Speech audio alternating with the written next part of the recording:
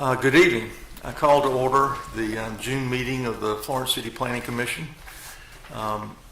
Many of you I recognize from previous meetings, and I appreciate you being here. It's always a pleasure for us as commissioners, for the planning staff.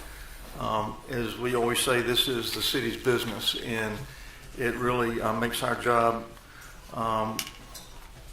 well, we enjoy our job more when you participate. And I just want to thank all of you here. Those that I haven't seen, thank you. We do have some quorum, and we do have some ways of running this, and I'll explain it as we get into it further.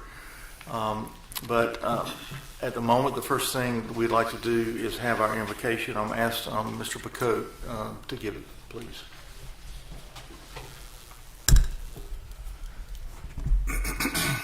Let us pray.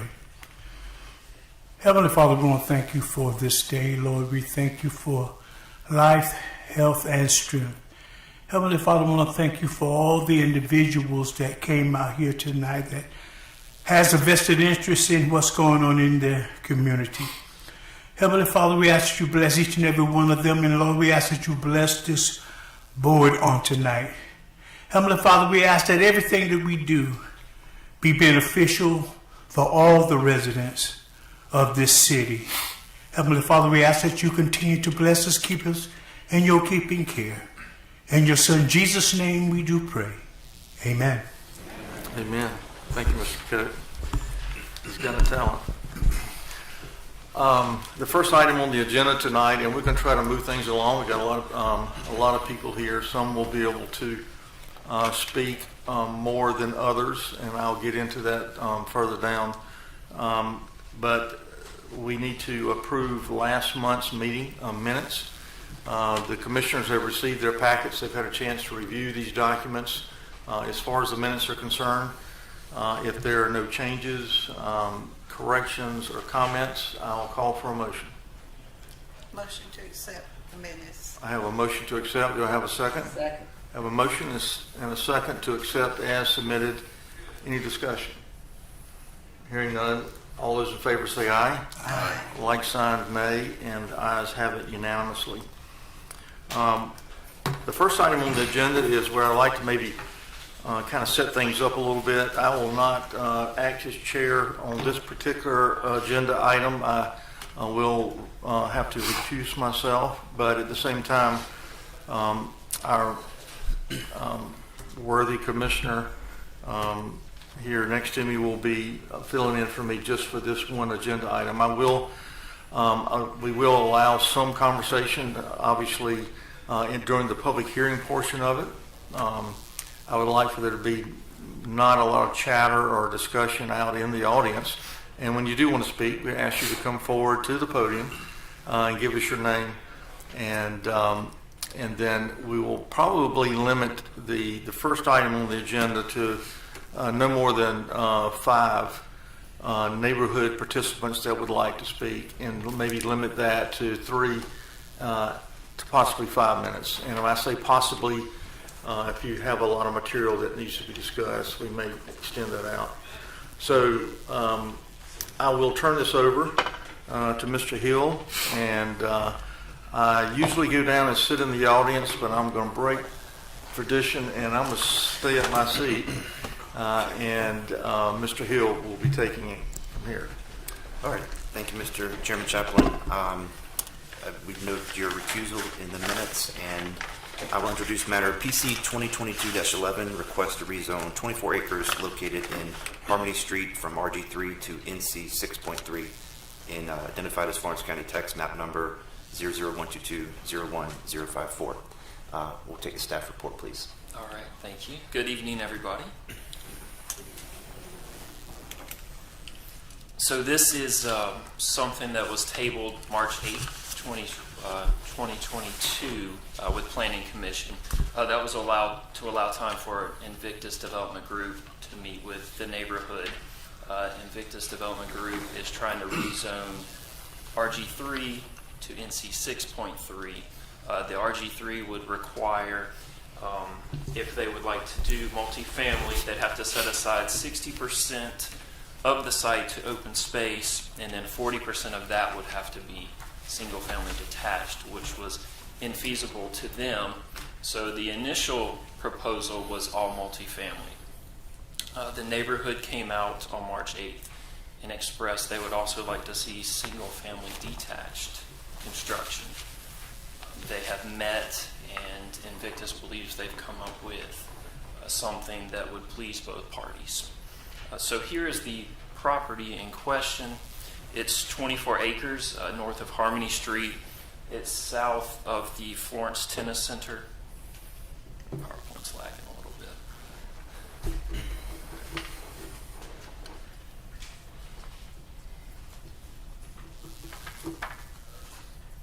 Sorry guys, technical difficulties. Let's try the age-old trick of closing it down and opening it back up. So this is a 24-acre tract, and Invictus Development is trying to get it rezoned to NC 6.3, which would permit single-family detached, but would also conditionally permit multifamily, with one of the conditions being that at least a 25-foot buffer yard would have to be between it and single-family detached homes. Oh, it's this guy coming to the desktop.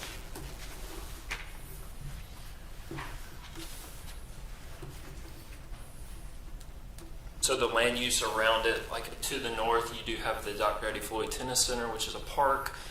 You do have Nucor Steel to the west, and then everything else around it is single-family detached. So this would be nested in a neighborhood, an established neighborhood of single-family detached.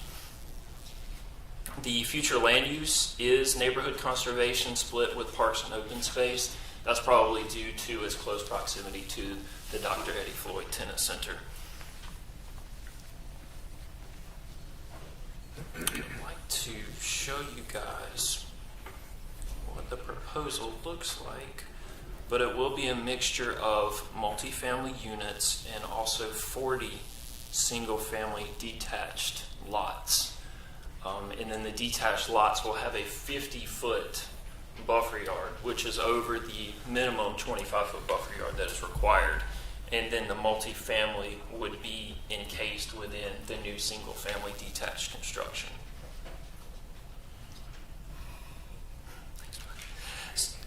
Hey. Wow, there we go. All right. Thank you, Jerry. So here's the parcel, and just running through it real quick. The zoning map currently is on RG3. Parks and open space, neighborhood conservation. Here's some pictures. It's just a vacant wooded lot at this time. And we talked a little bit about the conditions, the buffer yard that would be required. Here are some other developments that Invictus Development Group has done in Alabama. And here is the new proposal. They're proposing 160 multifamily units, and then along the outside it would be the 40 single-family detached units to buffer it from the rest of the neighborhood, and then within that, a 50-foot buffer yard to provide even more of an insulation from any externalities that may occur from the multifamily construction. So city staff would recommend that this be rezoned based on the mixed adjacent land use, the conditional requirements in the UDO that would help mitigate those externalities we talked about. And at 24 acres, the parcel is large enough to sustain and create its own character. So that does conclude staff's report. Okay, thank you. Are there any questions from our commissioners for staff at this point? Yeah, explain to me again, what this proposal is now. It's RG3 now, and they would like to get it rezoned to NC 6.3. And then the N 6, Neighborhood Conservation 6.0. So the RG3 does permit multifamily, but you have to set aside 60% of the entire parcel to be open space, and then 40% of the units would have to be single-family detached. So the developer would like to get an NC 6.3 zoning, and they could still do the mix of single-family and multifamily without having to set aside 60% of the parcel for open space. So they have pretty much reversed it, 160 apartments. And They have definitely reduced the units, and they have also added 40 single-family detached after meeting with the neighborhood, hearing their concerns, and trying to meet in the middle of what's best for all parties. Did they meet in the middle? The developer and the homeowners? I guess we'll have to hear from the public what they think about meeting in the middle. And let me ask you another question. Would it be binding for the developer that he would have to do the 40% homes, or once this is changed, then is he at liberty to do it all apartments? Once it is changed, if he does the single-family detached, if you start subdividing more than 5 lots, it would have to go to Planning Commission, and it would have to meet sketch plan approval. Okay.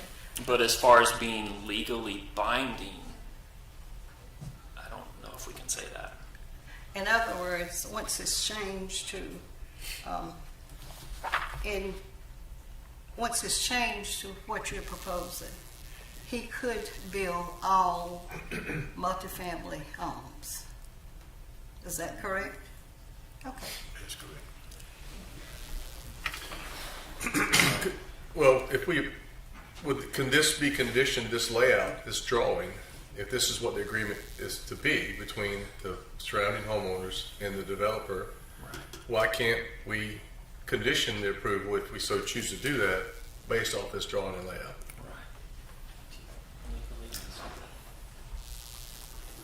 Yeah, Planning Commission doesn't really have the ability to condition a rezoning. Once it's rezoned, it's permitted by right to do all the uses that's listed in the code. What could potentially happen is that if the zoning was approved, then potentially a concurrent or a subsequent before the final approval at City Council, what could occur is they could submit a sketch plan review showing this plan that could be approved. But again, that would provide some assurance that it would get developed. But as we know, there's often sketch plans that get approved that never get developed out as well. So, but it would, I guess, they would provide that level of design criteria or design into the product that it could be approved concurrently as this moves through the process. Would that be an administrative level sketch plan approval? It would not. It would be a something planning that's commission council- level. Commission reviews, okay, that's right. Yes, sir. I see your sketch plan, but the last time I think the guy approached us to say that he don't build single family homes, am I right? So what you're doing now, he just said he's setting aside land, but he wants to build apartment houses. He would do the subdivision to allow someone else to do the construction. But see, it's not a guarantee that there's going to be single family homes there. It just is allowed to just sit there, and he got his apartments built. Based If we on the rezone- size of the 50-foot lot width, it would have to be single family. Yeah, nothing else meets those minimums. So if he was locked in with the subdivision that they're proposing, only a single family home would fit on the lots. But that's not guaranteed he's going to build, there could be single family homes built there. It just could be the apartment houses built there and nothing else. Am I right? If it is subdivided as part of the sketch plan, those parcels become official. And then the only way that could be reversed would be to go back through sketch plan. So the lots would be such that they would only permit single-family detached unless it came back before Planning Commission and they dissolved those parcel lines. I mean, it looks to me like this developer is trying in good faith. I mean, I think what you're trying to say, if I understand, is that you don't trust him to finish what he's saying he's going to start. But I mean, he went and met with the neighborhood, and they said we want single-family homes, so he's presented a sketch plan that includes it. But if we zone it NC3, that means somebody else could come and start building apartments, and which is already zoned for R3 through our comprehensive plan. Am I right? So we are reversing what they already have, what we already have in plan to keep them from building apartment houses and what we call the barrack houses and all out there in West Florence. Am I right? Am I right? So the idea of the sketch plan being approved concurrently with the rezoning would be something that would give Planning Commission a little more assurance of future plans for the parcel. Yeah, because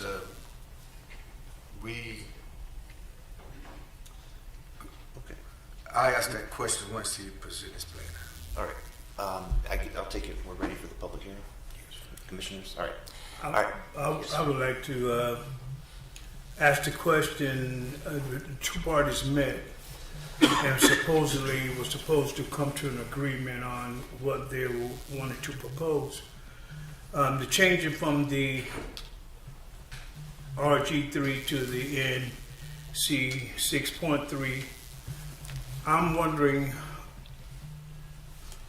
was that agreed upon, or is that just something proposed by the?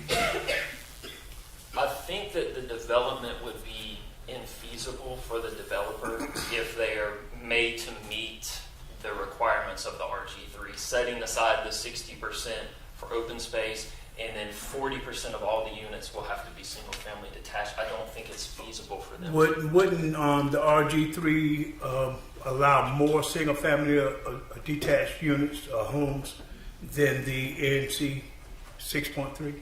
Yes. They would be required to 40% of all of their units would have to be single-family detached. But I Okay. don't think it would be developed if they have to meet RG3 standards. To them, it becomes infeasible. Well, let's hear what the neighbors have to say. All right, we're going to now begin the public hearing on this matter. So I will guide you through the process. We're going to start by asking anyone who is in favor of the project to come up and speak. I see you. I'll recognize you. Come up to the podium and please state your name for the record. Good evening. My name is George Trujillo, and I'm with Invictus Development. And before I get started, I would like to take just a moment to thank the community for their participation, their input, and their help. When we first started this process, looking at the parcel, the 24 acres, we were interested in building 288 apartment units. Once we saw that there was resistance to that, we tried to come up with a plan that would not be perfect for either side, but that would meet requirements for both sides. So we met with the community. They were very gracious in inviting us in. We met with them twice, and we really appreciate their help in this process. We didn't always agree, but we were never disagreeable, and we thank them for that. What you see, the plan that you saw up there was the result of those meetings. To move from 188 units down to 160. You said 280. I'm sorry, 288 units down to 160 units, but to also include 40 fee simple single-family home sites for future homeowners in the area, which was a concern for the community. We are looking to rezone from RG3 to NC 6.3. RG3 that designation is not feasible for the community that we would like to build. And regarding the site plan and the amount of work and time that we put into that, that's the site plan that we want to build. Our interest is not to come in and say, this is the site plan that we want, that we're interested in, get the rezoning and to change that. In fact, I would tell you up front that we would be open to and would appreciate the conditions that this is the site plan that we built.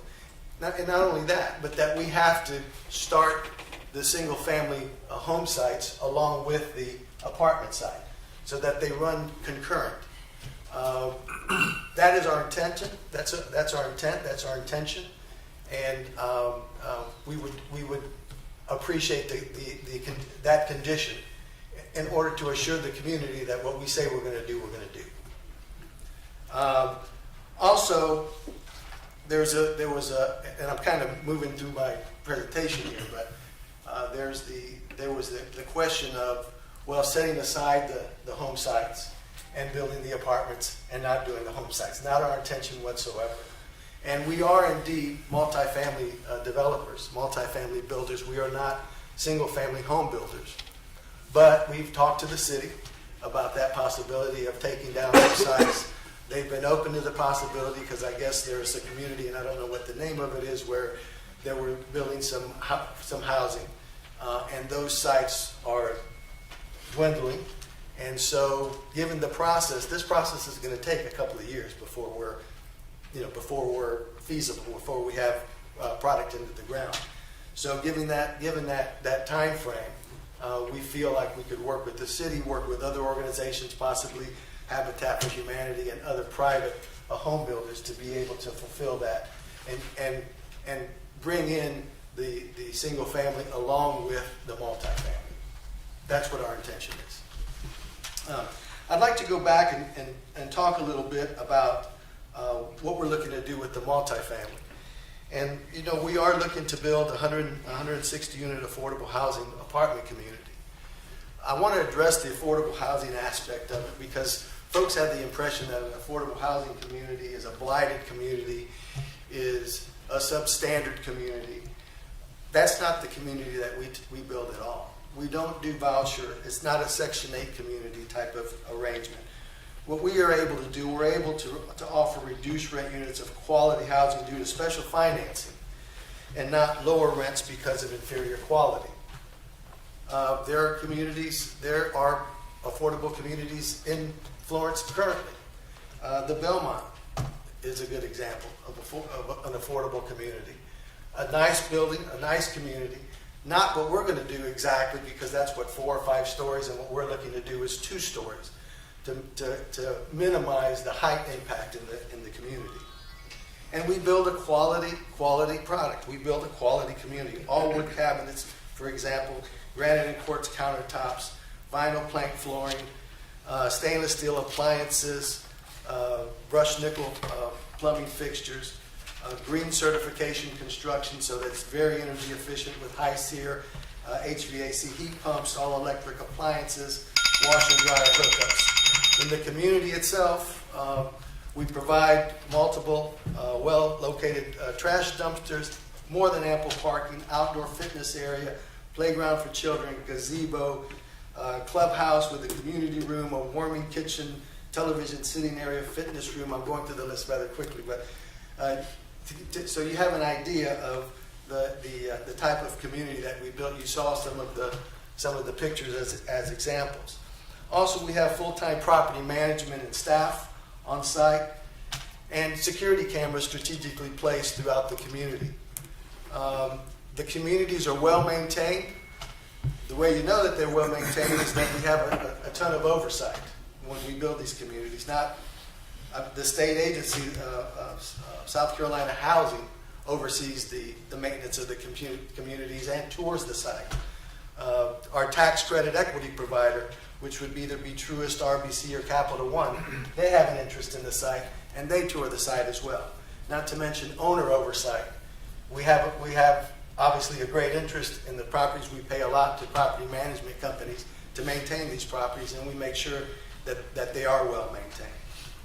A couple of the other things I'd like to address real quick are there's an impression that you build an affordable community, which quite frankly looks just like a market rate community, but there's an impression that you build an affordable community and property values in the area suffer.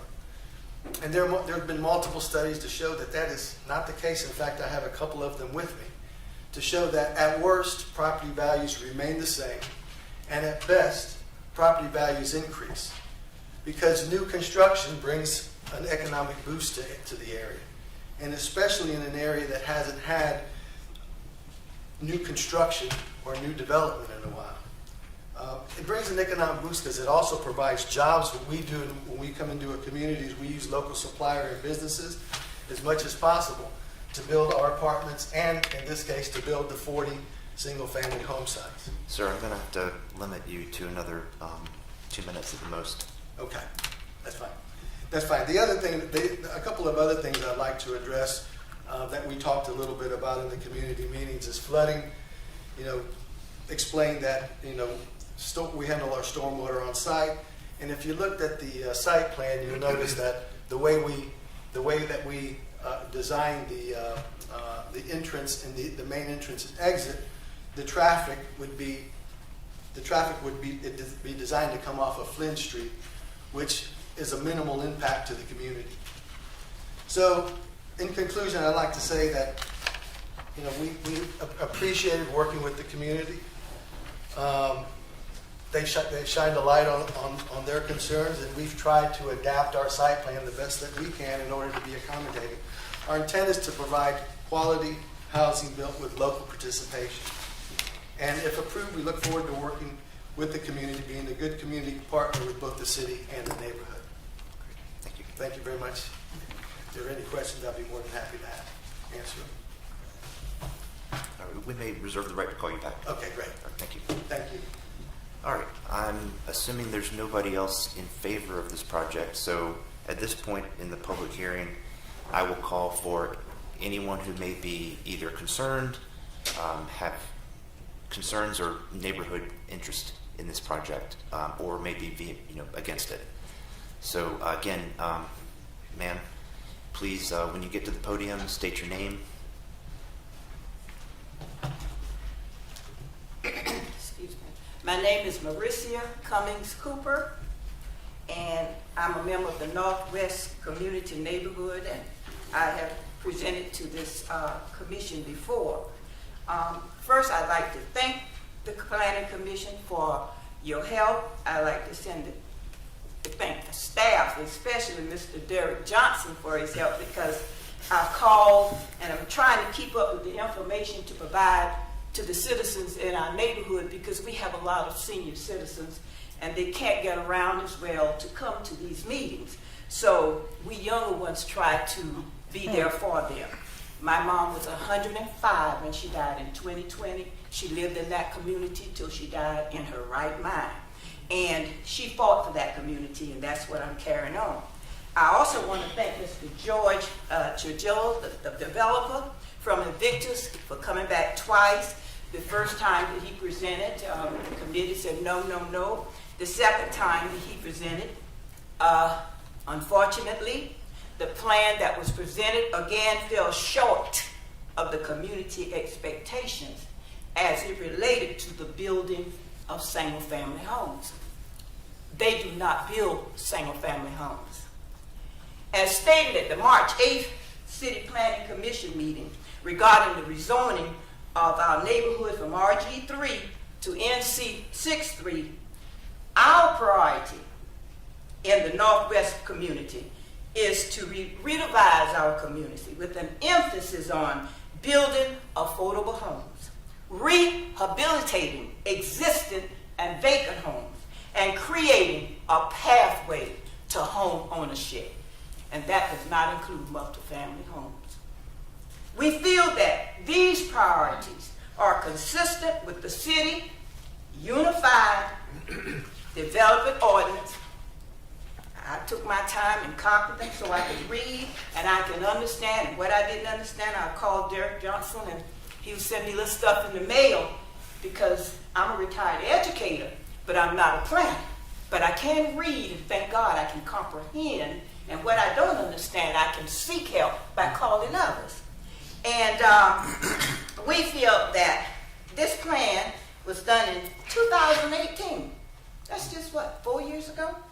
And Well, some of it in here, it states different things, but one of the things that we looked at, it directs the zoning regulations for all land in the city. So that means you have to come to the city when you're going to build something, or if, as Mr. Trujillo, the Invictus one, they wanted to change our zoning from from general residential, from RG3. So as per this city development ordinance, we are presently zoning, and you've heard them speak of it today. We're presently zoning RG3, which is general residential.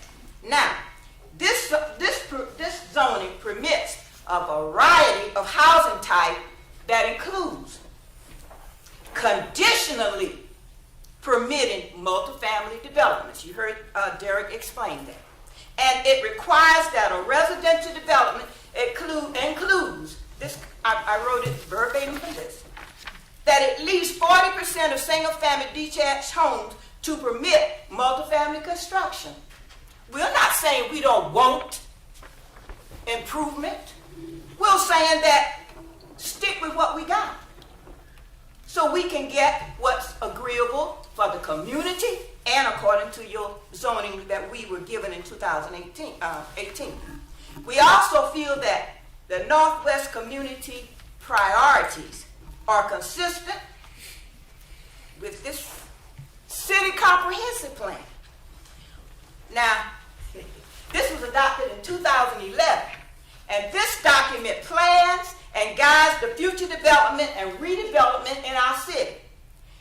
South Carolina state law, for those of you who don't know, my fellow commission members here know that this plan has to be updated every 10 years, and they're in the process now of updating it, to determine what has been done in Florence, the city. Is the city heading in the intended direction that they put in here? Or does the city need to make changes? Sometimes you can put things on paper and it looks good. As an educator, I'm going to tell you, in the education field, we put a lot of things that look good. When we try to present it in the classroom, backfire. Got to go back and redo sometimes. So, I called various city council members to see if this plan was still in force or whether, they had a new one, because I didn't want to get up here and talk about something that wasn't in place, and I didn't want to download 128 pages on my computer using my paper. So I did that, and I was told that the current plan was still in place and that the new plan was being updated and revised by the same consultants that wrote this plan. So as you can see with all those little stickers, I've been reading this plan, and I was trying to understand it so that I can share it with the constituents in the neighborhood, share with our friends, so that they will know what's in here, because everybody doesn't understand things the same way. You have to break it down for them. In a classroom, all children don't learn alike. All of us in here don't learn alike. So after reading and sharing this plan, we felt that our Northwest community priorities are consistent with this city comprehensive plan. For example, I'm going to name a few. Our neighborhood is old. We have shared that we need sidewalks. We need our streets repaired. Mr. Trujillo said that the entranceway to the apartments, I disagree. When you come down Sumter Street from Casual, on one side is bullcrap. On the other side, bullcrap. They have those long distance trucks with those beams on them, they block the road. You have to sit there and you wait, because who's going to try to go under or over those trucks? So we wait, and as soon as they finish, they say they got the road, the big trucks with your little cars. So when they finish, then you go, and the immediate left is where they turn to go in. And when you turn to go in, we have over 22 barracks apartments already located in our neighborhood that we don't agree that should have been there, had no say in it. They're there. Well, the comprehensive plan emphasized that we need street enhancement in our old neighborhood, meaning that we need to clean it up and fix those streets. We also stated that we want more affordable homes instead of apartments. We want to increase more home ownership instead of providing more rentals. Fix up the old and abandoned homes and allow people to rent to own or lease to own. The comprehensive plan emphasized the preservation and rehabilitation of existing houses and promote opportunities for neighborhood improvements and housing stocks. West Florence, Northwest Florence has been there a long time. My parents bought their house in 1952 on Alexander Street across from the old college school, now is the development center. And I've lived there where my parents raised us. And we knew everybody in the neighborhood. It's a little different now. But we still need to work to make it better. Miss Cooper, you're approaching the time that I gave your... My last statement, I'm on my last page. The Northwest neighborhood welcomes new development. And we stand ready, willing, and able to work with the city and any others to establish a mutual and beneficial outcome that is in alignment with the city comprehensive plan and with our priorities. So for the reason that I've stated, the Northwest neighborhood community respectively requests that we remain under the RG3 zoning code that is listed in that unified ordinance that you all did in 2018.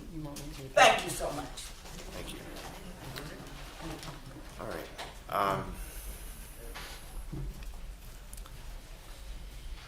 Thank you. Thank you, Ms. Cooper.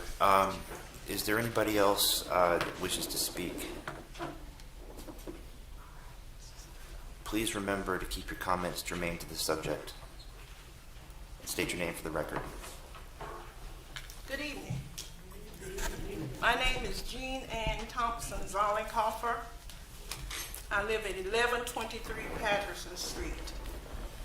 I'm here to express the strong opposition regarding the application to rezone Harmony Street from RG3 to NC63. Okay? We, the neighborhood, understand that additional multiple family apartments are being planned in our neighborhood. We do not want multifamily planning apartments. We are not, the community does not welcome that thought. I have some concerns that I want to share with you. You've probably heard them before, but do you have it ready? Yes, ma'am. Ms. Zollenkoffer has submitted a PowerPoint into the record that she'd like to share with Planning Commission. I talk about it, but you need to see what's going on. You understand? Maybe you've written down there, but you need to see. I did the best I could. My granddaughter helped me. Thank you. Okay. I'm not a photographer or anything like that.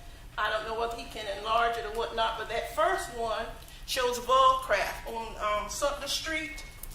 And you can see how they enter from both sides. The traffic are coming up from Cashua to show, and it's a 2-lane street, no sidewalks, anything. People walk down there to Cashua from my area to get to a store down there. These trucks, like Ms. Cooper said, they come and you have to stop the traffic going and coming because they seem to have the right of way. And they're loaded with these steel beams that you build the bridges and stuff with. They go from one side to the other. The second one, that's the Child Development Center on Sumter Street. And you come into that place from Sumter Street, from Cashua to Sumter Street.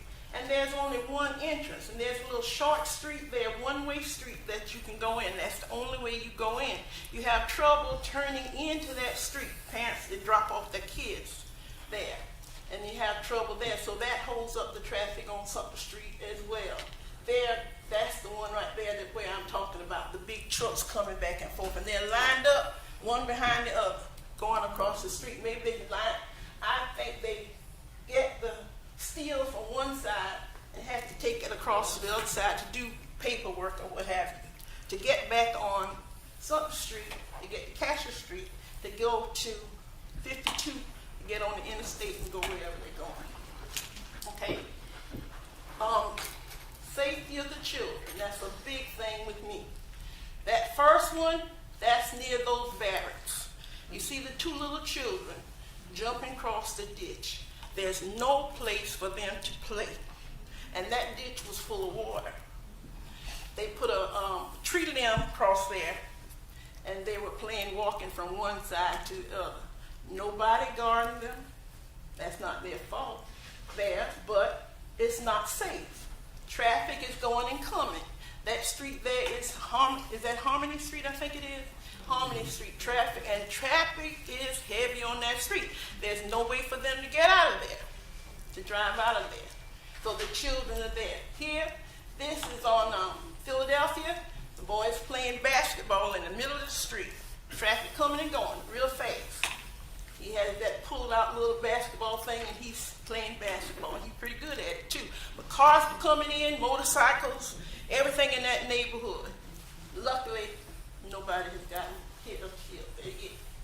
This is right in those barrack areas. See where they have the trampoline there? In between, there's no playground or anything for them. Children, and one parent was teaching his little toddler boy in the street how to ride a tricycle. Traffic coming and going, but there's no place for him to teach the child. Okay? Property value. I heard you say the property will probably remain the same. I beg to differ. It's not. The first one, we have beautiful homes in our neighborhood, and they're privately owned. Privately owned, hoping one day to leave it to the next generation. We take care of our property.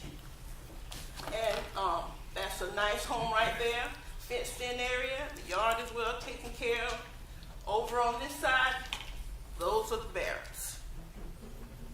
And I understand there's 2 per unit, and they almost charge those people about $1,000 a month to rent. I feel if you can pay $1,000 a month, you can pay $1,000 for a house. You just have your priorities in the wrong place. Okay? But that's a nice one right there. Another concern, trash pickup. Right down from the those barracks, it's wooded area. This is across from the area that has been purchased for the 24 acres for what they want to build. That's what they use as trash. People move in and out those things, those barracks, and other places too. But since there's no coverage, they got a sign that says you be penalized with $1,000. If you caught a camera down there, you know no cameras down there. You don't hardly have lights there. Okay, but anyway, it looks good, but it hasn't scared anybody. The next one is parking. The houses are close together, and we have celebrations and stuff, and family come. You don't have any place. I have place for 2 cars per family to park. But when guests come, this is where you see them, in the street. Traffic is steady going up and down, but you have the cars on the street, children running from one cross sideways to the other. Here, right here, these are some more barrack areas. They were having a party there, trucks and their guests didn't have a place to park. Okay?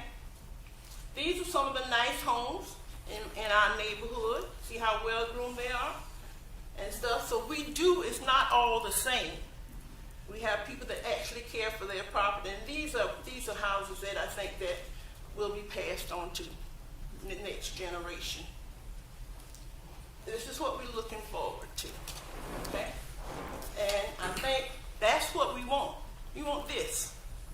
We want our people to have the opportunity to buy homes. We don't want any more rental property. Give them the opportunity. Somebody said they couldn't afford it. We get whatever we want. Our money is just as green as their money. If we want it, we work and we get it. Don't tell me that. I know better than that. A truck passed me the other day. Them big old wheels like that. They said those things cost a lot of money. But we got money. We want to be treated fairly and to own property. All right? Thank you, Ms. Ellenkamp. Thank you. All right. That's we've given the neighborhood twice as much time as the developer, so I'm going to declare the public hearing in this matter closed. And I guess at this point, we will just either look for a motion or have discussion. I guess we need a motion first, have some discussion. I'll bring the developer back up here. I got one question I want to ask him. That's fine. Yeah. Mr. Was there a question? Yes, sir. I need you to approach the podium, please. Sorry, I forgot to write down your name. That's all right. You call me George. Okay, thank you, George. George, you're recognized again. Thank you. Okay, you could build these apartment houses. Yes, sir. What would the rental price be? Let me tell you based on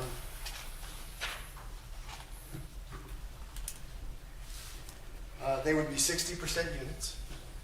So the rental prices for a one bedroom would be at this point $638. For a two bedroom, $752. And for a three bedroom, $846. Now, in order to pay those rents, there's a maximum income that you can make in order to qualify for that. And that's where we get the 60%. For a one bedroom, the median income is $29,910. Two bedroom, $35,880, and for a three bedroom, $41,460. You make over that amount, you don't qualify. Now, George, is there going to be one of the questions I've heard about your project that I'll just pose is? I'm not finished yet. Oh, I'm sorry. I apologize. So how many units you gonna build? 160. 160. I'm gonna go with your 800 per unit. So you're making that much money a month for those apartment houses? Well, these are quite affordable. But this is based on 60% median income of the county, of Florence County. And they will never own none of that. No, this is strictly rental. The ownership portion would be in the single family home sites. And so who will own those apartments? You? Well, initially, us, the state, and the bank, and then eventually, we would. So you don't think it's feasible enough for that spot to have to build single family homes there and let ownership be there?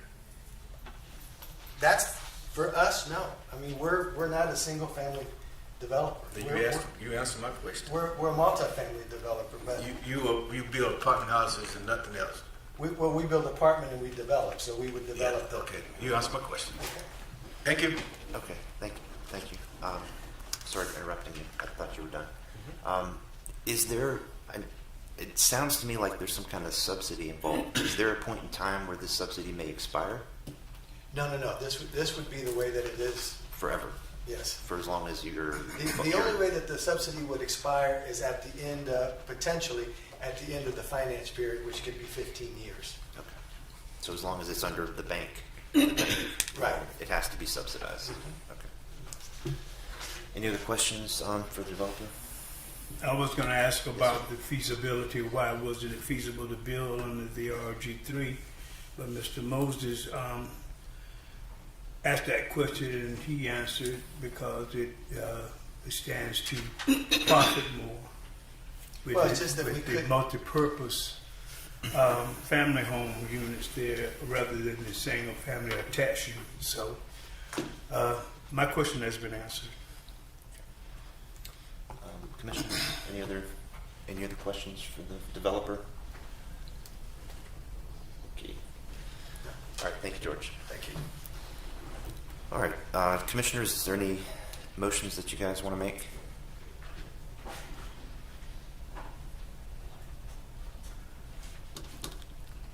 Or questions for staff?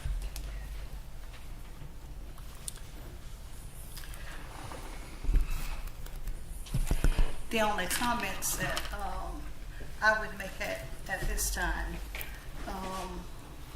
we certainly want Florence to progress, and we thank this company for coming to Florence to look at building homes and the apartments, but in listening to the community, and since we are here to represent the community's interests, and in listening to them,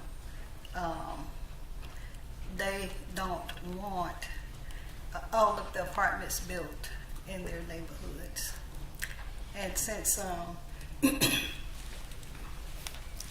I represent this community, at this time, I could not support what the builders are asking for.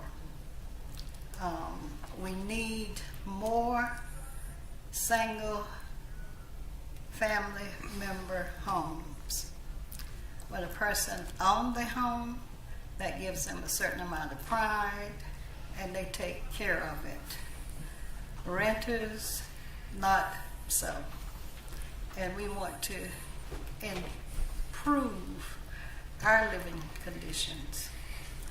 And we want our neighborhoods to reflect the pride we have in ownership.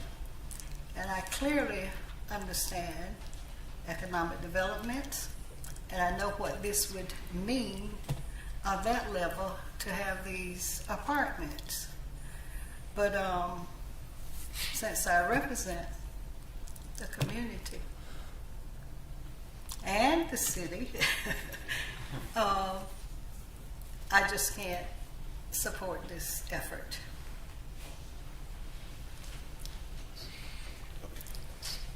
Do you want to make that in a motion? Well, I don't know if someone else wants to make comments or not, but if they that's fine. don't, then That's I'll make the motion that at this time, I make a motion that we deny this proposal. I second. All right, we have a motion and a second. And now further discussion on the matter before we take a vote. Any other comments? I'll make one comment for the purposes of our audience. This body, we hear input, we make determinations, and then we recommend through our vote that the matter go before City Council for final approval or denial of what we do. So this matter will be submitted up to the City Council no matter what happens tonight, and then they will continue discussing what we've discussed tonight, just so you know the process that's involved. All right, now we've got a motion, we've got a second. All those in favor of the motion say aye. Aye. Opposed? No. Motion passes. And we have one abstention. All right, that concludes this matter. Thank you for everybody's discussion, and I'll turn it back over to Chairman Chapman. Mr. Hill, fine job as usual. Thank you. All right. Ms. Cooper, I think we're going to have to put you on the Planning Commission. I mean, you were...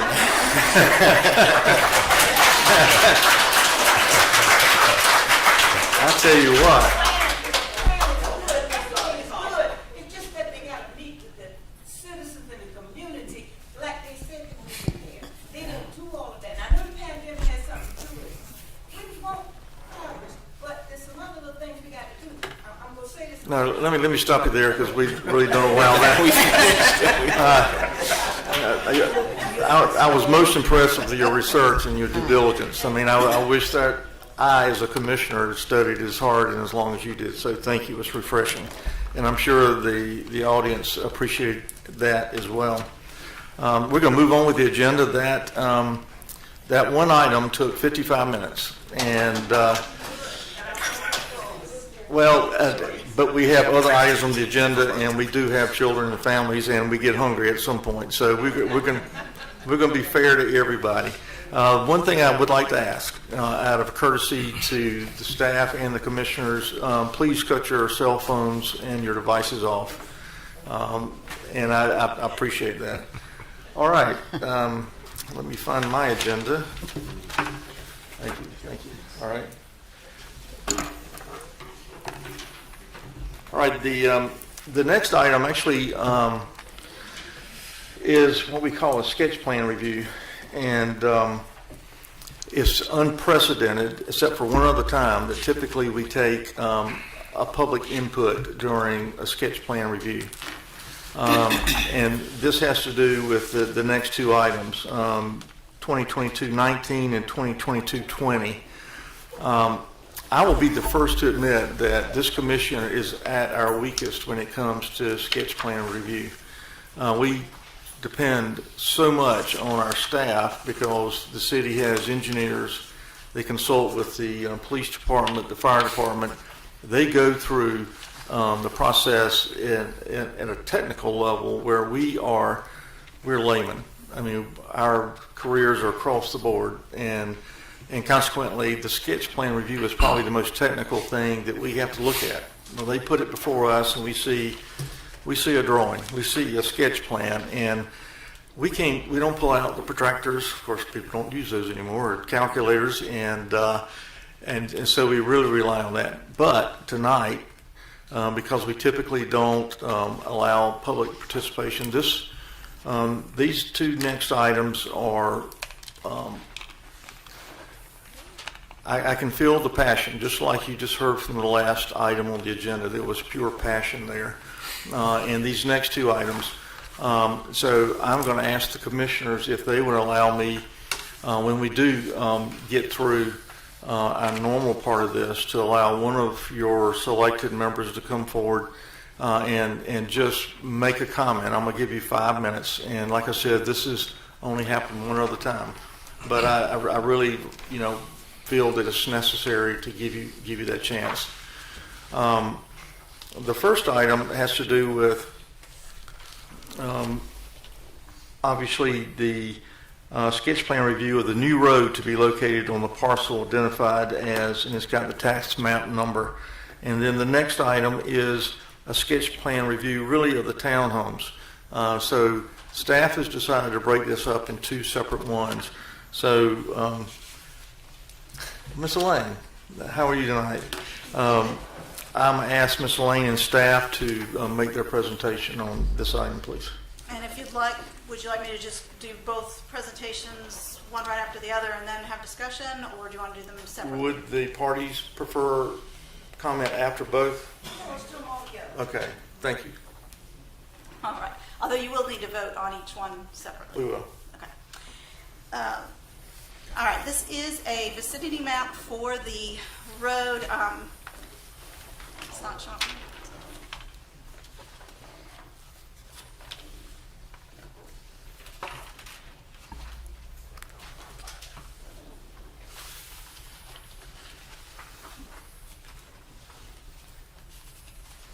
Sorry, y'all. We don't normally have these problems. Murphy's Law. And that is a misnomer on there. It is not an extension of South Court Street anymore. It is but here's the zoning map, the entire parcel, and then the parcel next to it is all zoned activity center surrounding commercial general onto South Irby Street there. The future land use map is parks and open space and neighborhood conservation. This is the site plan for the new road. As I said, the new designation does not go on to Coit Street. It enters and exits onto South Irby Street with one entrance by the Indigo Point Apartments and the other one south of the Hallmark Square development. And then the Indigo Townhome project is on the south side, or actually the west side of that road. The applicants are asking for a variance request, are making a variance request for the width of the road. They will have the full 66-foot right-of-way reserved, but instead of paving 32 feet, they're asking to pave 24 feet. And the purpose of this is to minimize the impervious surface that they would be providing, as well as to preserve a residential character to the road going past the townhouses, and which would slow down traffic going through there, as well as just maintaining more of a residential character.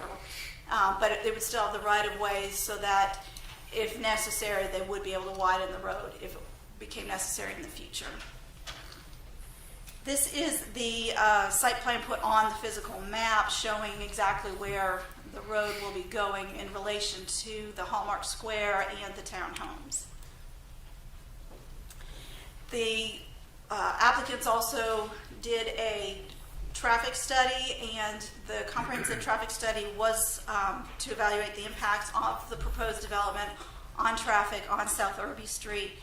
And once the entire project has been built, the study concluded that this Creekview Road would provide a level of service of A, which is best, Operating conditions, they did not find any substantial impacts to traffic flow, patterns, volumes, or the existing traffic facilities, which would be the stoplights, level of service as a result of this development.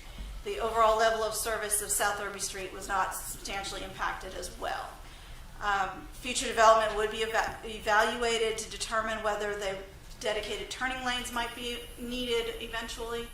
But as of right now, both the traffic study indicated and the SC Department of Transportation also felt that the two access locations as designed would be adequate and would not adversely affect the level of service of the roads. So that concludes staff's report for the road. I do have a question. Mr. Dudley, please come forward. The reduction from 36 feet to 24 feet, is that a 4-lane road down to a 2-lane with a turn lane in the middle, or what does that consist of? That's correct. The 36-foot wide road would be required for commercial developments. Because this property is zoned commercially, the requirement was for a 36-inch road. Obviously, this is a residential development. And yes, the 36-foot wide road is essentially two lanes of travel with a lane in the middle for turning and such. And the reduction to 24 feet would just be 2 lanes of traffic. And as stated, any future development, because there would be some vacant parcels along this road, depending on the future traffic study and or the requirement, turn lanes may need to be put in, or the road could need to be widened at some point. And under this proposal, the full 66-foot right-of-way width is there such that could be accomplished. So if, let's say 3 years into this project, it's determined that you do need the 36 feet, does the developer pay that or the city for that widening? The developer would have to incur. So it'd have to come back in? That's right. They would have to come back in and they would incur those costs to adjust that street appropriately for the level of service. But that would only happen after they decided to develop those vacant lots. You wouldn't come back and punish them or expect them to cover the cost of widening as it sits today. That traffic study says it will handle what's there today. But any new growth... Any new growth that warranted expansion or turn lanes or any improvements. Okay, thank you. Is that, any questions from Ms. Elaine regarding the first? The road, right? Are the developers planning, if you can build them back there, are he planning on putting sidewalks back there? Or you just gonna build a road and that's it? Yes, sidewalks are part of this proposal. Yeah, I didn't see that, that's what I'm asking. All right. Mr. Dudley, are you handling the second item on the agenda? No. Oh, okay.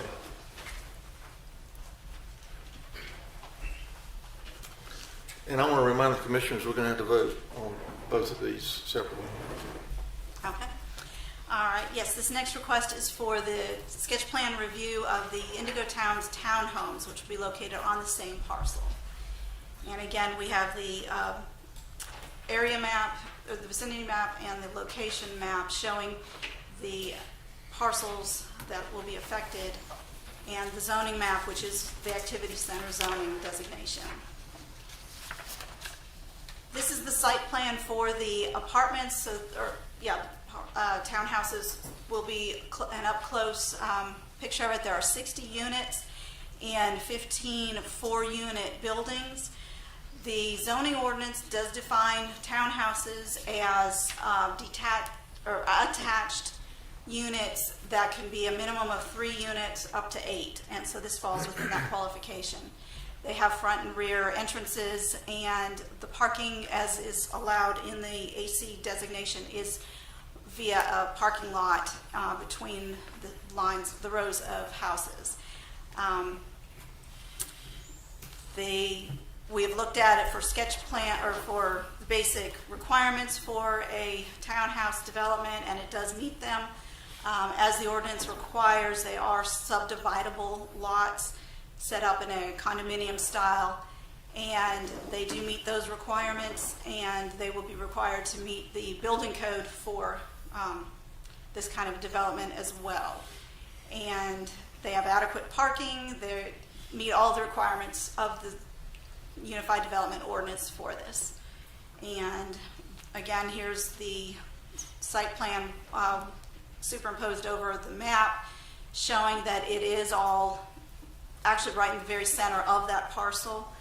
And the Townhouse Standards, as outlined in the ordinance, the main one is that the units must be established on single lots, and they must be designed to accommodate any future subdivision as by definition. And it does meet that requirement, and that concludes staff's report. Thank you, Ms. Lane. Any questions for Ms. Lane before I ask someone to come forward?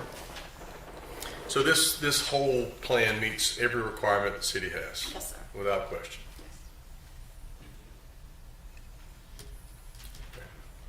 All right, who will be the designatee? Please come forward and give us your name, please. I have a little something for you. Would you mind just passing them Sure. along to everybody? In that packet is some reference material for you from some of the things that I'll be addressing. My name is Charlotte Smith, and I live in the neighborhood adjacent to the property. Ms. Smith, can you speak up a little bit, please? I'm sorry you gave me a microphone. Projection is one of my spiritual gifts, so you'll have to excuse me. I'll step back if you like. I'd like to say thank you, Chairman, and to the Commission for allowing me. Second time to allow this to happen, so I really appreciate the privilege to speak to you this evening. It is particular interest to me and my fellow neighbors of the Indigo Towns multifamily, high-density townhome is a new term that we've heard of this referencing this development. I have a few key points that I just want to bring up to you, and you'll see them referenced in the packet that I gave. We have a petition that is in the top of the packet that I've given to you. The petition is signed by over 300 of our neighborhoods, which represents a large majority of the Briggs neighborhood. I will not go into detail. You are very capable of reading what the petition states, but it opposes the Indigo Towns based on 5 critical points: wetlands and flooding, inadequate infrastructure throughout our neighborhood, runoff and flooding, which we are dealing with and have dealt with for years. I'll address that in a few minutes. Traffic, and of course, the schools. And I will just speak briefly about that. We have had Superintendent Dr. O'Malley visit with our neighborhood and confirmed that our Briggs neighborhood, which would be the feeder school for this development, is at absolute capacity and cannot take on any more children. And we don't want to bring mobile units back. Our district has moved vigorously to remove them, and we just feel like our schools should be consulted when developments like this come into our neighborhoods. Our neighborhood has worked closely with a very well-known legal group, the South Carolina Environmental Law Project, a South Carolina-based organization devoted to protecting the natural environment. Their concerns are documented in the letter that is included in the folder that I handed to you. Their concerns are based about the flood zone issues, the vital Jeffries Creek watershed, and the public water supply well. Are we in compliance with the protected zone on our public water supply well that is in very close proximity to this development? We don't know. We believe this warrants further investigation. I'll call to your attention the last paragraph of Lauren Milton's letter that is in your packet there. DHEC already finds Gully Branch, which sits between the development and our neighborhood, our Briggs neighborhood, Gully Branch, a danger to public health, and implemented the Timrod Park Stream Enhancement Project last year. This shows that this watershed needs improvement, and additional development only will exacerbate the problem. So flooding is a huge issue. This is actually what brought me into the conversation initially. I experience extreme flooding on my personal property. My gully branch borders my property along with a blue line stream that runs from underneath Lucas Park. The FEMA map is outdated and deems the flood risk as unknown. Now, I've expressed I have personal experience, and based on the city council notes from 1989 and 1990, from our research, there's a long precedence and history for this concern. The Army Corps of Engineers has stated that we can request another environmental review given the discrepancy between the developer's consultant findings and the FEMA map being outdated. The difference between the developer's information and the Army Corps warrants another environmental review, we believe. Let me just step back and provide some history on the area. On May 13th of 2014, the applicant asked for a road, which we saw was wrongly described as the Coit Street extension, which that has been changed. But initially, that has been the intention was to extend Coit Street. The roadway was granted approval by the Planning Commission in good faith, and a portion of the roadway was built. Right?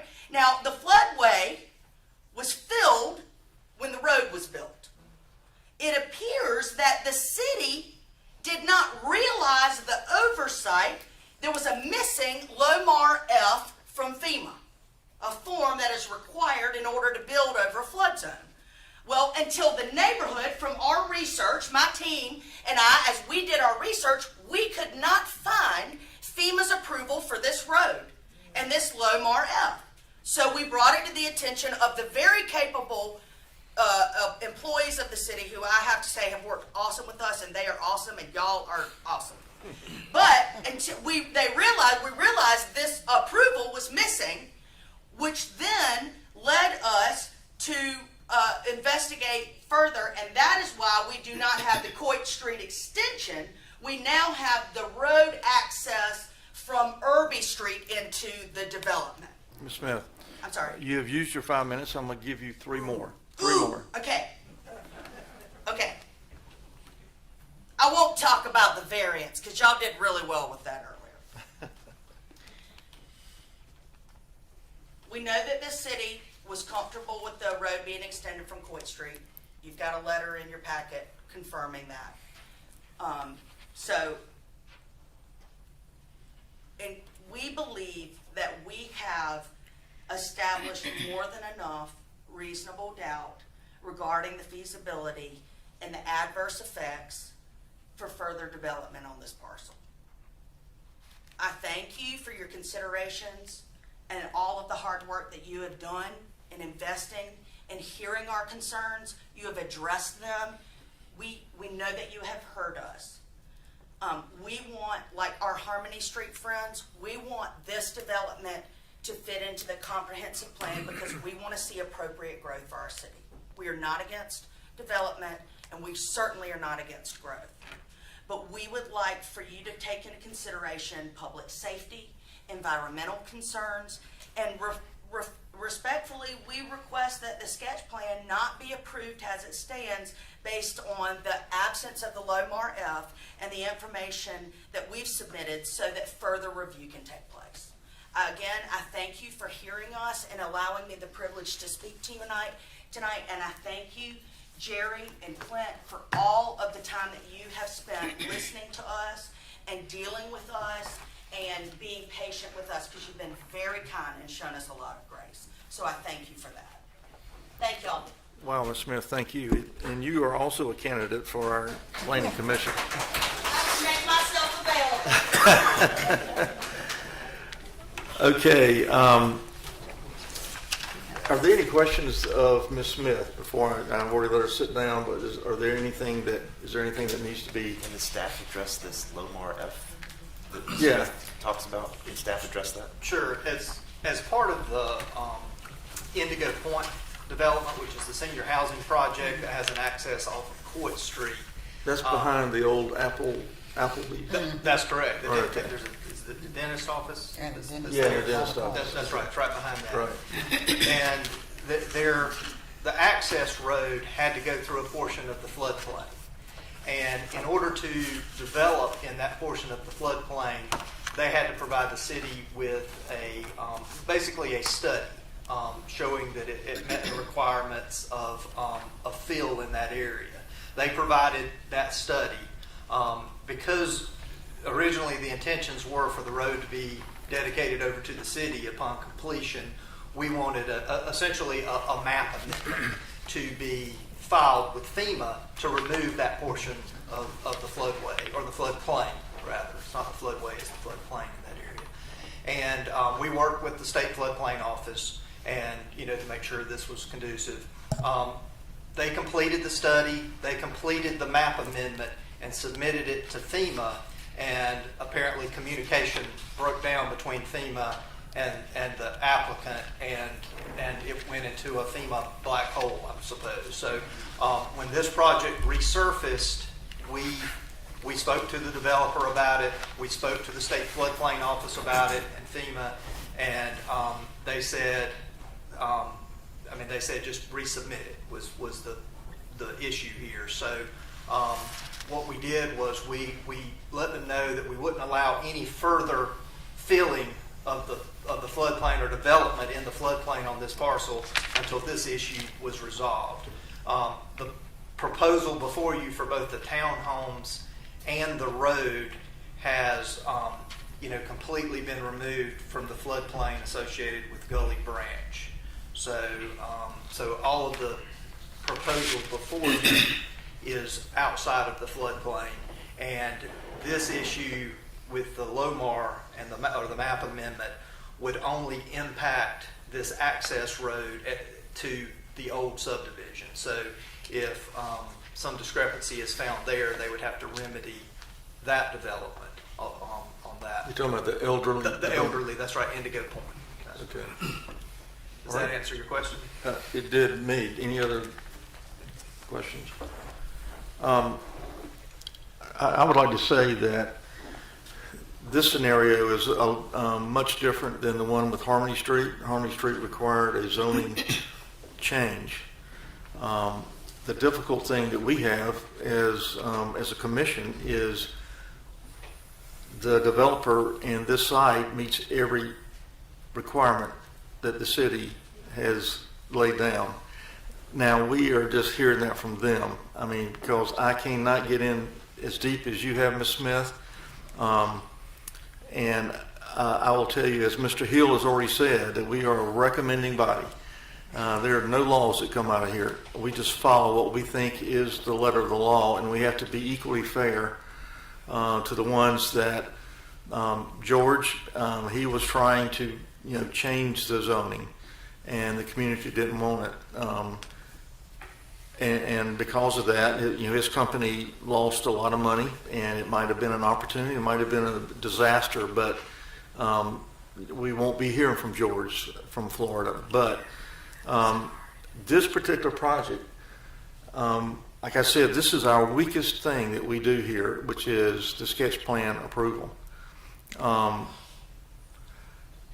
We're going to vote on each one of these, and I think, quite honestly, your fight, your battle is going to be with City Council. We have a thankless job. We don't get paid for anything. We do it out of the goodness of our heart and community. The City Council, they need your votes. That is the group that you need to work. And Mr. Dudley, I'm sure you can tell them when the next City Council meeting will be. But if you come in the numbers you have now and give that same presentation, I think you can get, and it may be turned down today. I don't know what the votes are going to be. And the sketch plan will not go before. Oh, it will not? It will not go before council. No, it's a staff level review. I'm sorry. Okay. Okay, so everything I just said, forget it. I am going to put before the commission the first item regarding the road and ask for a motion. which is a few discussion, just make sure I'm clear. They're wanting to have a smaller road, obviously, for more pervious land, right? I mean, you don't want to just pave 36 foot if you don't need it. That's right. The smaller road would allow less runoff. That's correct, yes. I'm sorry, I've already closed this. I'm sorry. I'm sorry. See what? Oh, I know, but I have closed the speaking opportunity. I gave that one person, the rules were I gave that one chance to one spokesperson. And this is not a hearing. This is not an open hearing. We normally don't allow any communication during this. And I'm sorry for that. I thought we would take the high road and give you that chance to speak.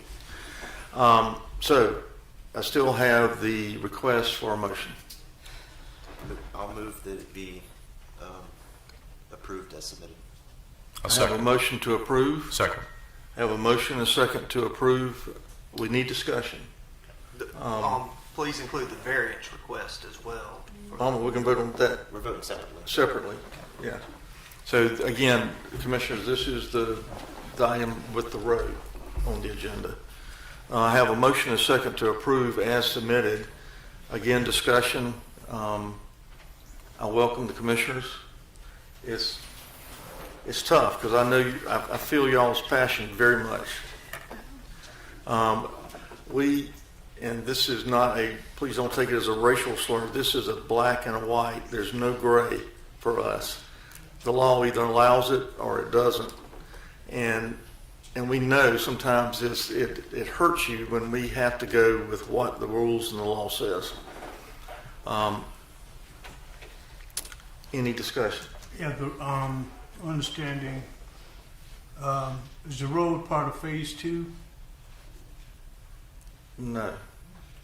What we're approving is phase 1, and I don't know the phases, but it's the initial development. Mr. Dudley, would you speak to that? That's right. There are two proposals here, or two issues here. One is the road development into the subdivision, and the second one is actually the townhome development. No, I think he's asking will there be another road development with the phase 2 as they the expand? widening of the road, is there a road already existing there?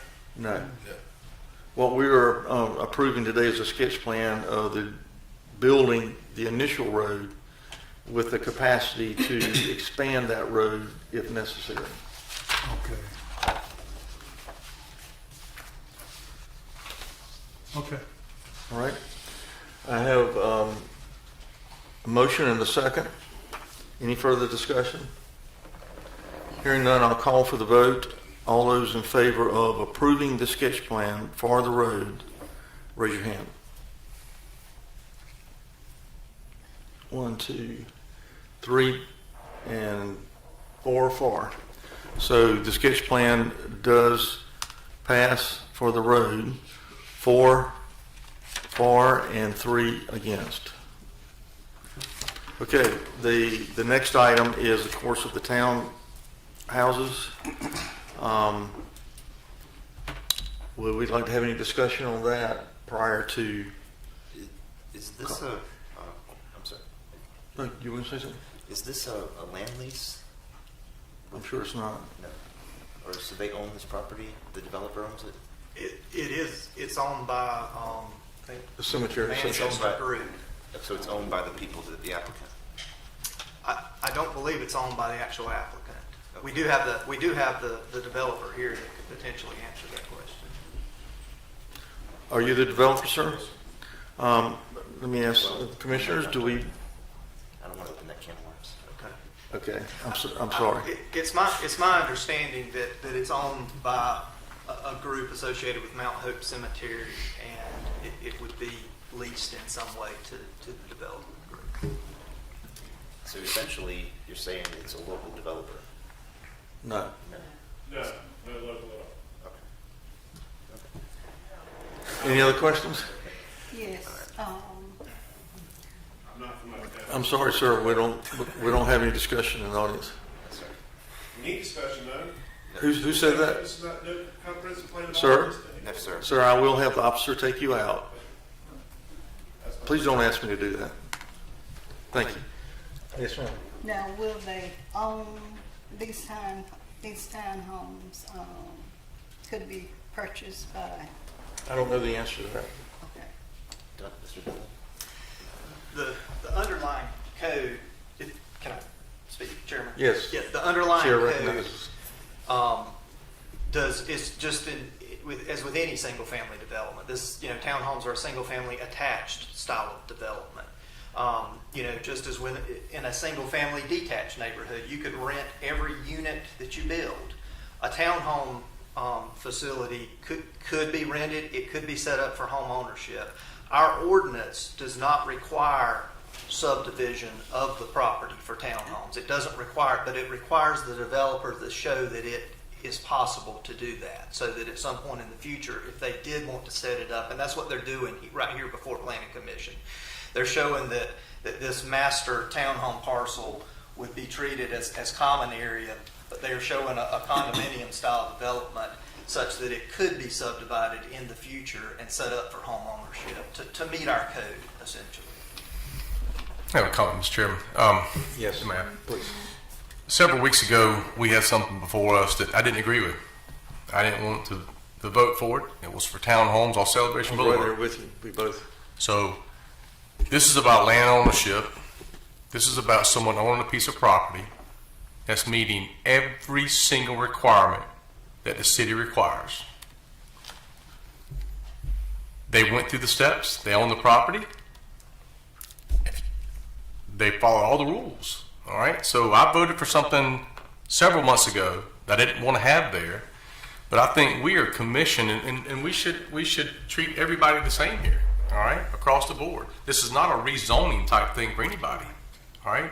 This is something that someone has followed the rules. They own this piece of property. We may not like it, but we have to follow the law. The county's in a lawsuit right now because they made some sort of law, they made a law on this donut thing. Now they're getting sued by the people out of Aner. I thought we were supposed to uphold the law here. That's what I got on this commission for. Some things come before me, I don't like it, but someone has their own property. If you own your own property and you follow all the rules that brought before the city council, the city, and you followed everything you're supposed to do, and you have a body saying we're not going to approve that, that's wrong. How do you address the concerns that the community have in terms of the wetland infrastructure, the runoff of flooding, the traffic, and also school concerns? I read all this. I read the traffic study. The traffic study is favorable. The runoff, they're not in the... Listen, Gully Branch has been contaminated for 25 years. I used to skip rocks in that branch. If you think this is going to make a difference, just like Merle's Inlet, it's contaminated, it's contaminated, contaminated. You know what the major contaminant is? Labrador Retriever feces. Not new in housing developments. Labrador Retrievers. So this is about land ownership. This is about telling someone, hey, you can't do something, although you meet all the requirements you're supposed to, and you can't do it. That's wrong. That's wrong.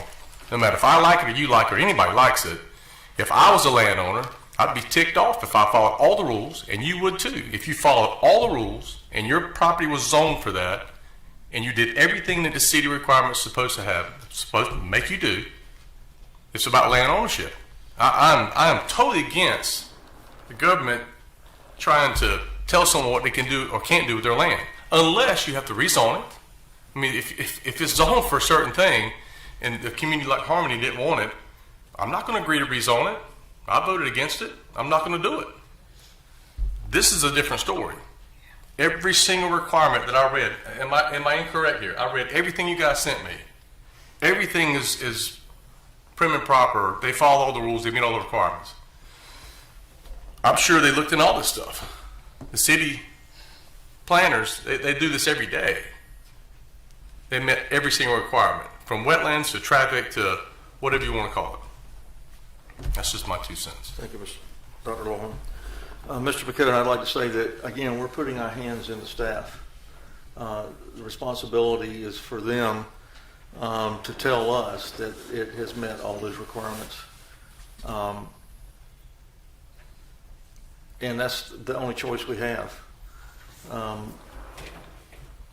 So please understand. I understand. I'm also looking at a petition of over 300 individuals. I understand.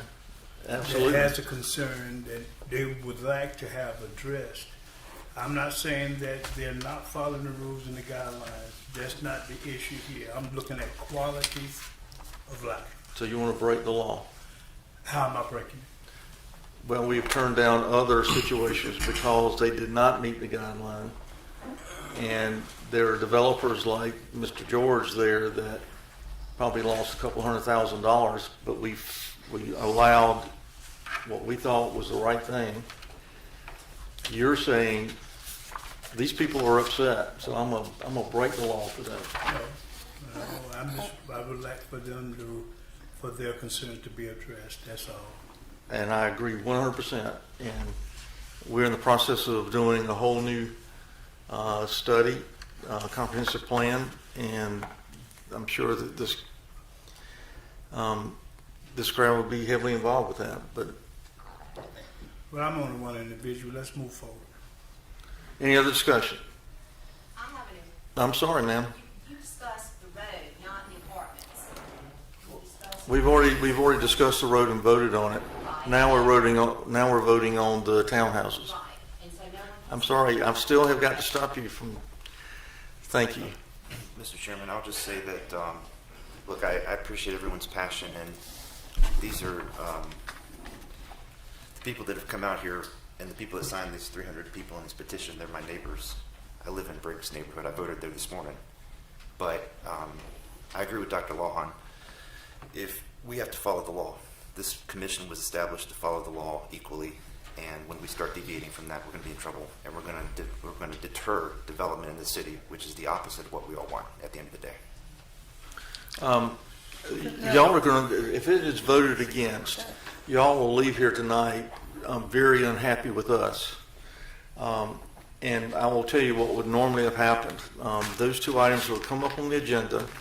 There have been no opportunity for y'all to speak or to voice your opinion. We would have listened to staff and we would have voted. Now that I broke precedence and let y'all speak, now everybody wants to speak and they're upset with me. So please understand that we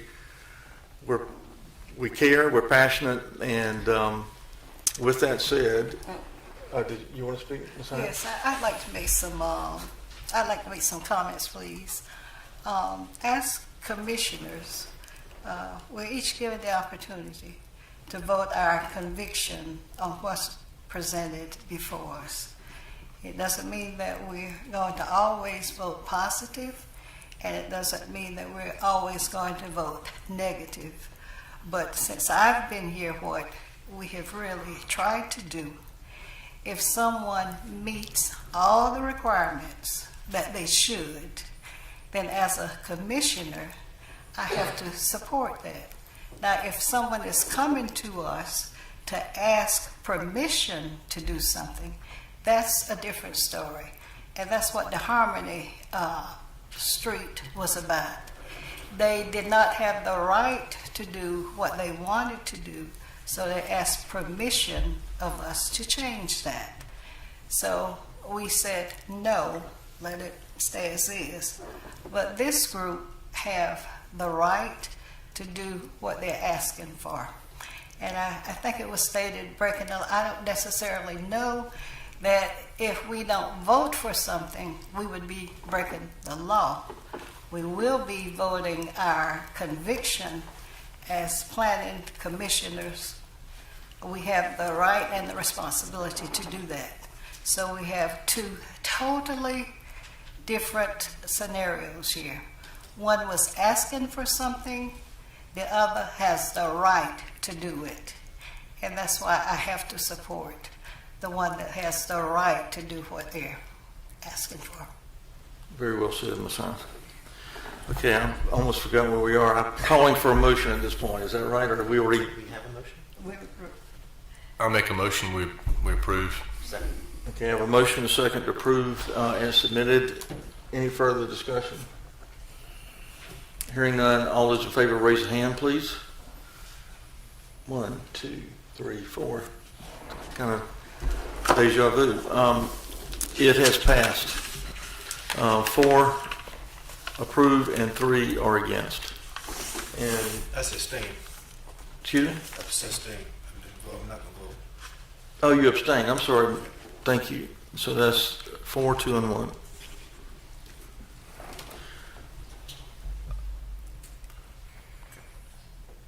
It's finally quiet in here. Probably so. Okay. The next item is one that should be very easy, and if y'all would probably enjoy this one. This is a request to zone OSR pending annexation. This is a parcel, the old hotel on East Palmetto Street, 1300 East Palmetto. Staff report, please. Thank you.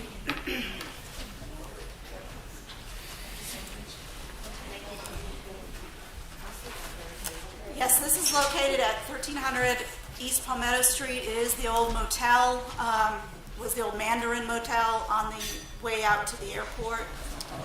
This is the close-up of it, the location map for it.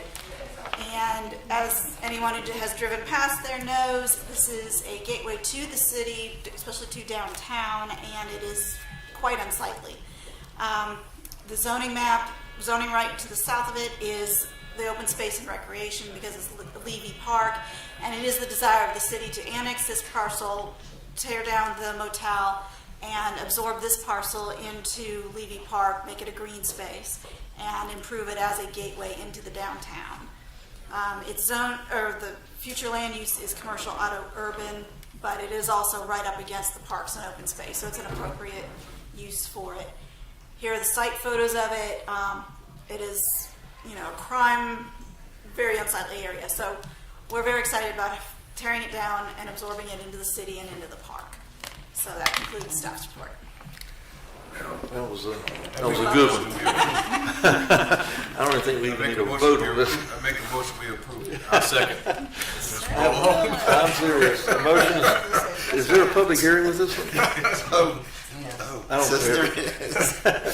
Okay, I'll open and close the public hearing and call for a motion. I have a motion to approve. Second. No discussion. All those in favor, raise your hand. Unanimous. Yay. All right. Thank you, Ms. Lane. The next item. This is a request to rezone from NC 6.2 to NC 6.3. The parcel is located at 702, 706, and 708 Norfolk Street. Staff report, please, Mr. Johnson. Thank you very much. This was originally solely 706 Norfolk Street, looking to rezone from NC 6.2 to NC 6.3. Back in January, Planning Commission recommended to deny rezoning to City Council. Mr. Muldrow did withdraw that case from City Council, and in talking to some neighbors at 702 and 708, is coming back to Planning Commission as more of a package deal, as 3 parcels of land to try to get the NC 6.3 rezoning that he initially requested. So this is a totally different case that will require a totally different recommendation for City Council. So here's the vicinity map on Norfolk Street, and you have the CSX building to the south. Here's a little bit closer view. 706 Norfolk Street is a vacant lot, with 702 and 708 both having single-family detached homes currently. So it is zoned NC 6.2.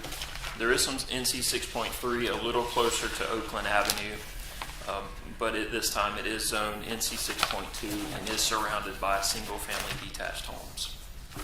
Now, future land use, again, it does show public and institutional, and then also neighborhood conservation. The only thing we can think is maybe they were thinking that CSX would want to purchase that land and maybe have another access to their building.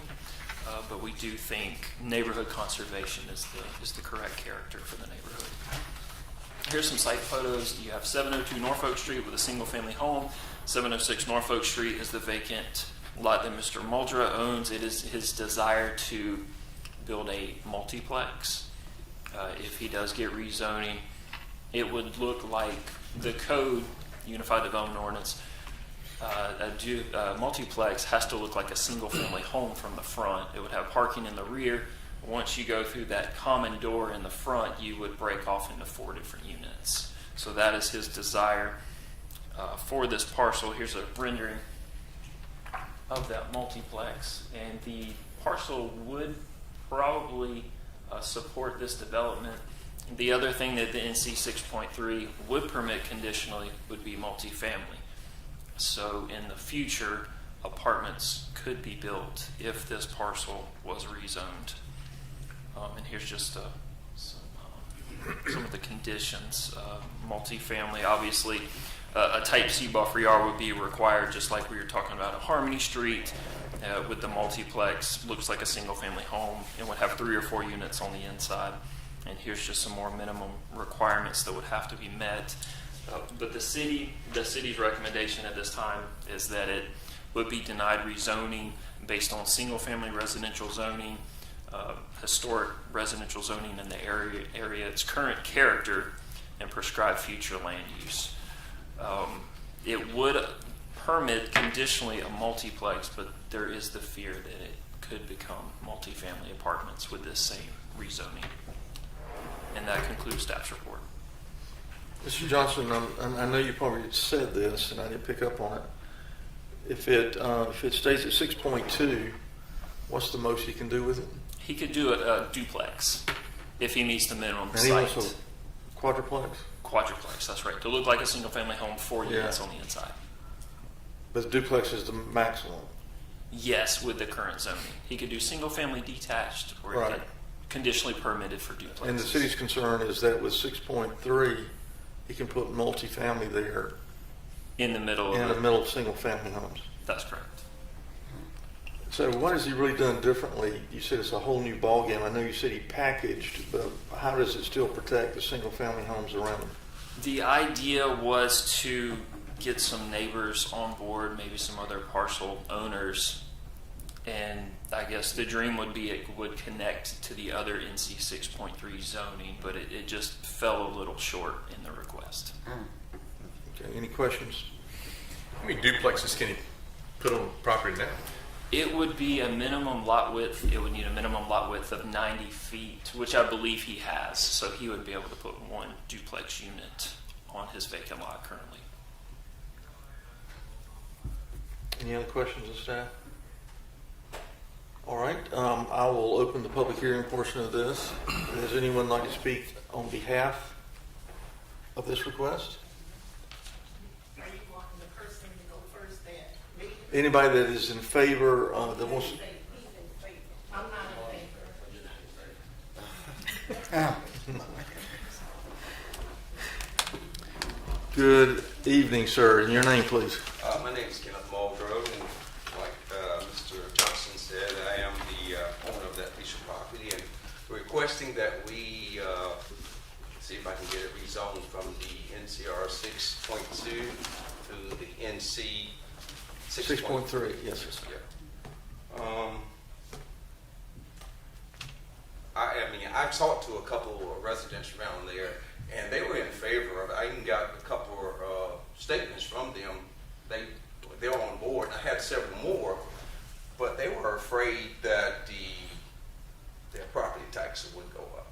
And I've talked to the tax assessment office. They said that that's not the case. It would not cause any other property taxes to go up around there. I mean, no more than your normal increase.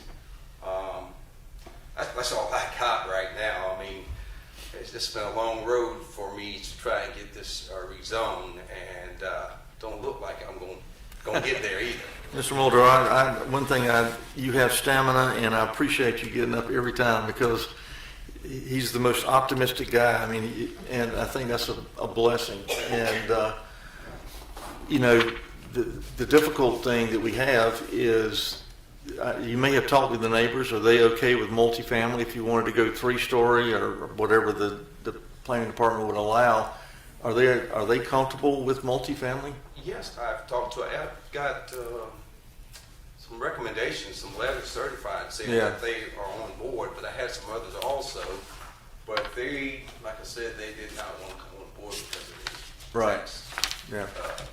And see, our job is to take care of everybody. Right. So anyway, any questions of the applicant, for the applicant? Thank you very much, Mr. Mulder. Okay, is there anyone else to speak on behalf first? No others? Okay, against?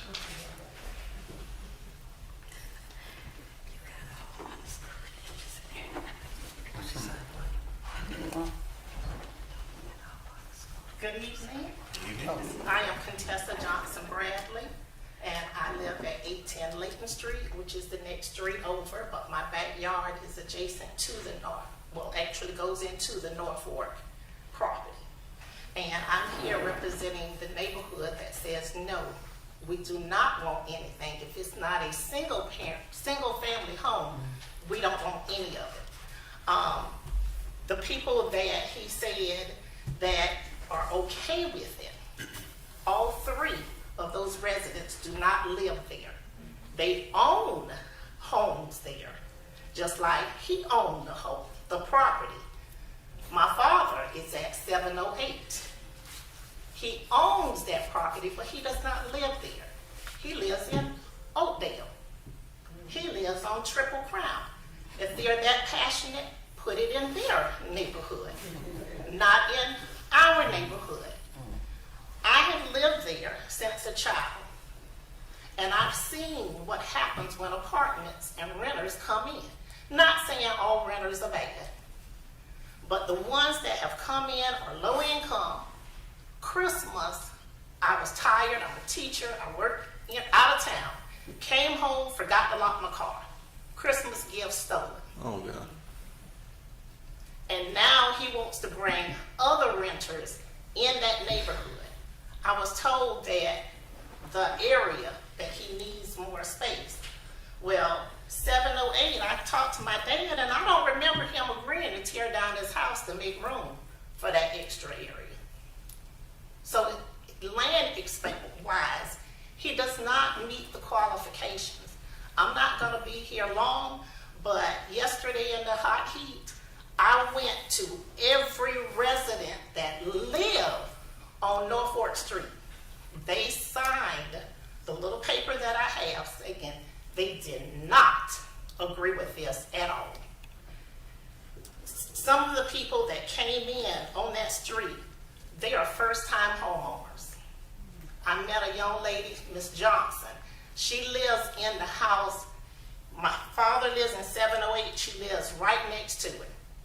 She purchased the home 2 years ago, and she's using her income to try to renovate the property out of pocket because she doesn't have enough money left over. So she's trying to renovate that property little bit by little bit. I went to other neighbors. They said the same thing. I asked them why you didn't call. They said, well, I thought this was about buying a property. I thought this was about renovating the property. They did not know that they wanted to be a multi-purpose complex. And I literally went to every home. The only 3 people that agree to this are people who do not live in that neighborhood. They own the property, so they're looking to get something out of it. My thing is, if you can't help build somebody up, don't tear them down. You made it out of the neighborhood. I can leave, but my family bought that property in 1941. Wow. It was my grandfather. He raised me. And I'm proud that he thought enough. He had no education. And my grandmother had a 3rd grade education, but they had enough common sense to know that if you own property, that you can pass it down to the next generation. And it went from their child down to me. And I would like to move that down to my child who is here. But we can't do that if you keep bringing all of these apartments and putting in the neighborhood. I'm not trying to stop them from making money. That's my classmate. So yes, this is very personal because we have one of the residents that I've known since childhood. This is my classmate, and the other one at 708 is my father. And they're all wrong. Because my thing is, if you want to do, my father fought tooth and nail to stop the Dollar Tree or Dollar General for being over in Oakdale. He fought tooth and nail. But then we're in North Florence, and he's gonna okay it. I can't do that. I just can't do it. So he can say I'm a chip off the old block because I'm fighting just as hard as he is not to allow it. Well, all I can say is I wish I had you as a teacher coming up. But I'm a lot older than you, so that wouldn't work out too good. Again, I'm not trying to hold you all, but I just think that it's wrong. And it's wrong how it's presented as they were residents when they're not residents. They're homeowners, but they do not live there. Thank you very much. Thank you. I don't think we need any further discussion. I'm prepared to close the public hearing and call for a motion. Make a motion to deny. I have a motion to deny. Do I have a second? Second. I have a second. Any discussion? Hearing none, I'll call for the vote. All those in favor, show of hands. The hands have it. All right. Don't give up. Change the plan. Yeah, change your plan, but don't give up. You just can't have four, you can have two. I said you just can't have four, you can have two. Oh, I know. And the beauty of it, well, I don't know if it's the beauty. He still can put a duplex on this property without changing anything. Y'all have stopped. I believe that. Okay, the last item in my hands at almost 8 o'clock. This is a request for sketch plan review of a townhouse development located off of Celebration Boulevard. Staff report, please. All right, thank y'all so much.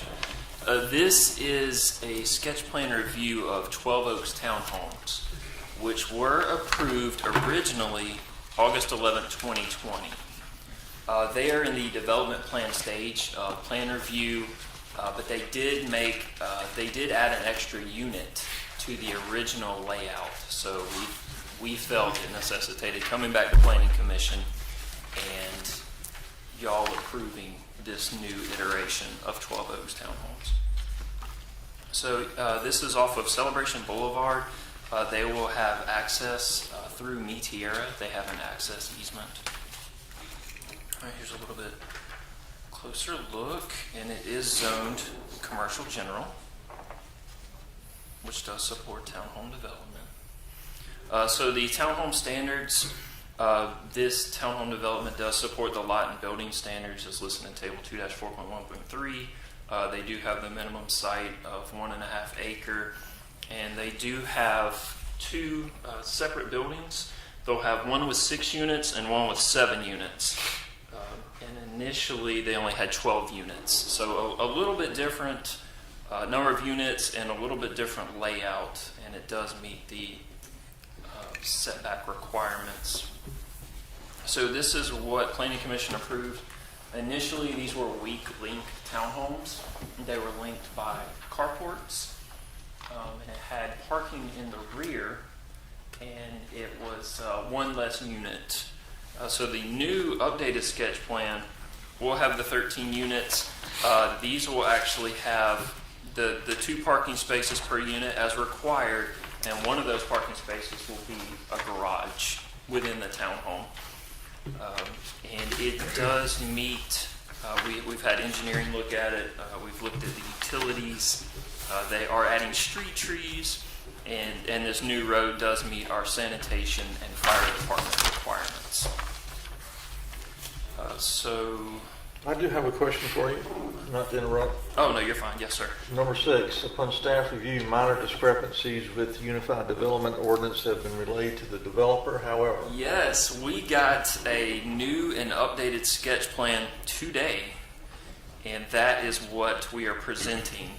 And we would like to give a full statement of compliance with the Unified Development Ordinance. so staff is saying that it meets all requirements. That are required for sketch plan, and then it will have to go to staff approval for development plan. That updated plan was provided to you. Okay. That's the plan. Okay, let's see, we do, this is just sketch plan review, and I'll I have a question. Yes, please. So this meets all the city requirements. They can do this on this piece of property Yes, sir. That's correct. without problems. Yes, sir. Okay. With this presented sketch plan, yes, it does meet. Now, our we requirements. approved this before, like you said. Right, a little bit different, but it does meet the requirements of a sketch plan. And when it goes to development plan, it will be stricter guidelines, and that will be a staff level review based on this layout. Okay. Any further discussion? I call for a motion. I have a motion to approve. Do I have a second? I have a second. Any discussion? Hearing none, all those in favor show of hands. It's unanimous. And we get to that glorious time, Mr. Moses. Make a motion to adjourn. Man, I think you were unanimous. More.